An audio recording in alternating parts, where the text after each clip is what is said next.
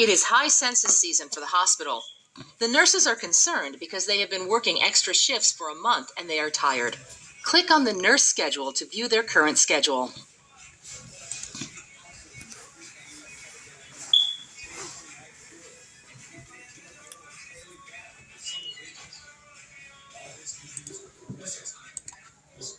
Just look at the schedule. The lead nurse has placed mandatory overtime for this month again. I just can't do it again. I'm so tired, and I made a medication error last month. I'm afraid that I may hurt a patient and could never forgive myself. Oh no, I have a wedding I've already RSVP'd to on that Saturday. That's 3 Saturdays in a row.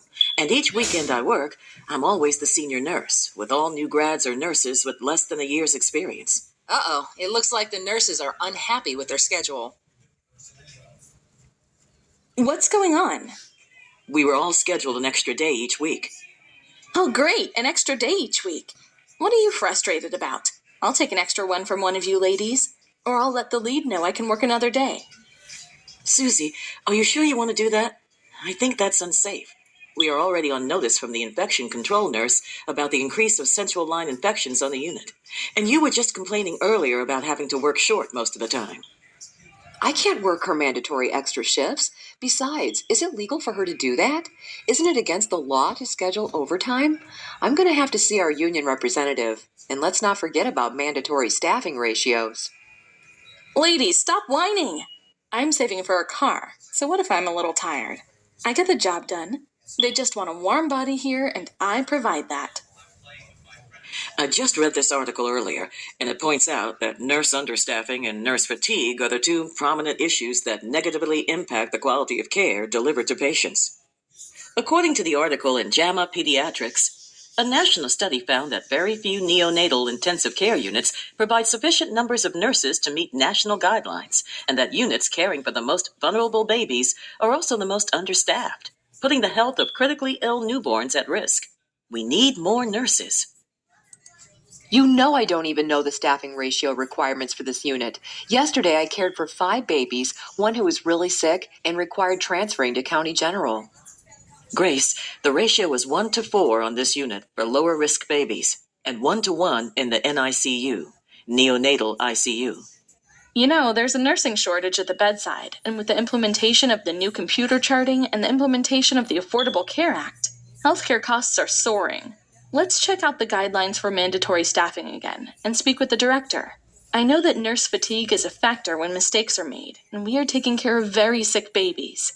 The hospital does not actually use acuity guidelines in real time. There are classification tools that measure the requirement needed for each patient.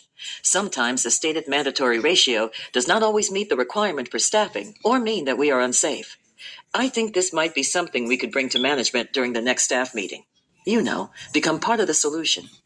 We need to get together at the next union meeting and talk about this mandatory staffing issue. I can't work 5 days a week anymore. I could really hurt my patients.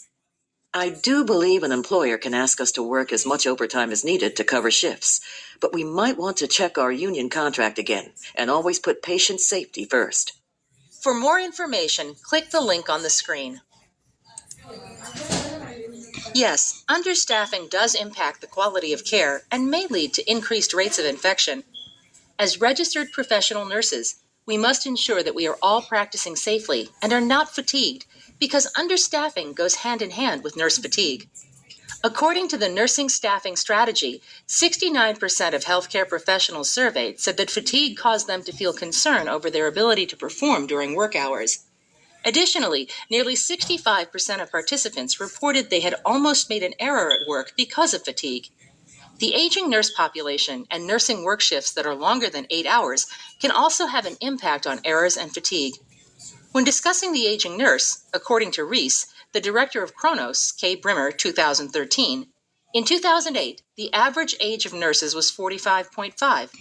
The average age is probably closer to 52 now, and we found that the aging workforce tires easily and working extra shifts doesn't help.